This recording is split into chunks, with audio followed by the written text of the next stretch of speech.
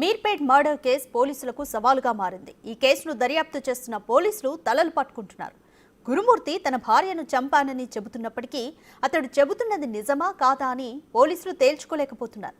ఎందుకు చంపాడనే విషయంలో పోలీసులు ఓ క్లారిటీకి రాలేకపోతున్నారు. అన్ని కోణాల నుంచి దర్యాప్తు చేస్తున్నారు. కేసు దర్యాప్తులో ఉందని, ఇంతకంటే ఎక్కువగా ఇప్పుడేమీ చెప్పలేమని రాచకొండ సిపి సుధీర్ బాబు స్పష్టం చేశారు. మీర్పేట్ హత్య కేసులో కొనసాగుతున్న దర్యాప్తు. ఇప్పటికీ లభ్యం కాని మాధవి మృతదేహపు ఆనవాళ్లు. టెక్నాలజీ సాయంతో కేసు దర్యాప్తు చేస్తున్న పోలీసులు. పలు కోణాల్లో గురుమూర్తిని ప్రశ్నిస్తున్న అధికారులు. మీర్పేట్ హత్య కేసులో భార్యను భర్త చంపినట్లు పోలీసులు గుర్తించారు. ఇప్పటికీ 2 సార్లు సీన్ రీకన్స్ట్రక్షన్ చేశారు.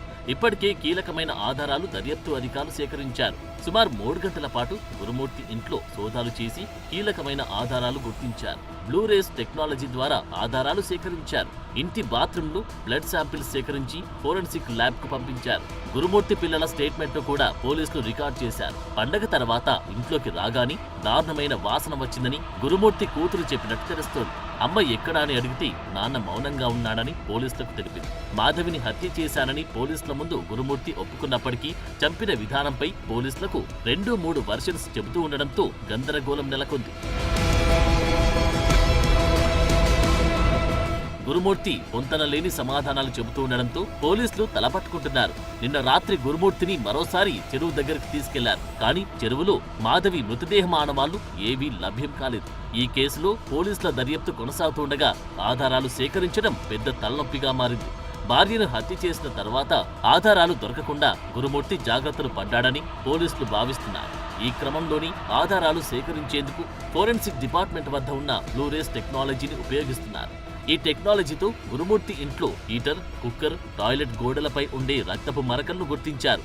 అలానే అక్కడ లభించిన వెంట్రుకలు, గాజులు, మరికొన్ని వస్తువులను ఫోరెన్సిక్ విభాగం సేకరించింది.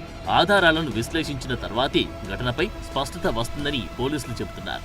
ఇక సీసీ కెమెరాలో గురుమూర్తి ఒక సంచి తీసుకెళ్తున్న ఆనవాళ్లు గుర్తించినట్టు తెలుస్తోంది. ఈ కేసులో సీసీ కెమెరాల విజువల్స్ కీలకం కానున్నాయి. బిఎన్ఎస్ చట్టంలో ఎలక్ట్రానిక్ కు సంబంధించిన సాక్ష్యాలు కూడా చెల్లుతాయని అధికారులు చెబుతున్నారు.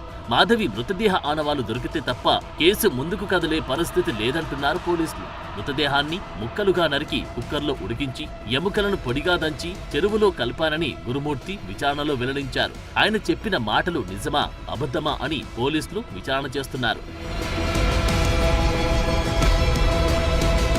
మీర్పేట్ మర్డర్ కేసులో మృతురాలు మాధవి తల్లిదండ్రులు తొలిసారి స్పందించారు. అంతా ప్లాన్ ప్రకారమే హత్య చేశాడని మాధవి తల్లి ఆవేదన వ్యక్తం చేస్తున్నారు. ఇంట్లో దుర్వాసన రావడం, వంటగదిలోకి కూడా రానియకపోవడంతో మా వాళ్లకి అనుమానం వచ్చిందని మాధవి తల్లి చెప్పారు. సంక్రాంతి పండుగ రోజు మాధవితో వీడియో కాల్ మాట్లాడానని మాధవి తల్లి చెబుతున్నారు. మంగళవారం, బుధవారం 2 రోజులు వీడియో కాల్లో మాట్లాడానని, అప్పుడు ఎలాంటి గొడవలు లేవని మాధవి తల్లి స్పష్టం చేశారు. గురువారం చాలాసార్లు మాధవికి ఫోన్ చేస్తే లిఫ్ట్ చేయలేదని, శుక్రవారం ఉదయం 6 గంటలకు ఫోన్ చేస్తే లిఫ్ట్ చేయలేదని, ఫోన్ చేస్తే 2 రోజులు లిఫ్ట్ చేయకపోవడంతో అనుమానం వచ్చిందని మాధవి తల్లి తెలిపారు. మీర్పేట మర్డర్ పై విచారణ కొనసాగుతుందని రాచకొండ సిపి సుధీర్ బాబు తెలిపారు. రాష్ట్రంలోనే కాదు దేశంలో ఉన్న ఎక్స్పర్ట్స్ తో కేసు దర్యాప్తు చేస్తున్నట్టు చెప్పారు. నూతన టెక్నాలజీని వినియోగిస్తున్నామని తెలిపారు. కేసు దర్యాప్తులో ఉందని, ఇంతకంటే ఎక్కువ ఇప్పుడేమి చెప్పలేమని సిపి తెలిపారు.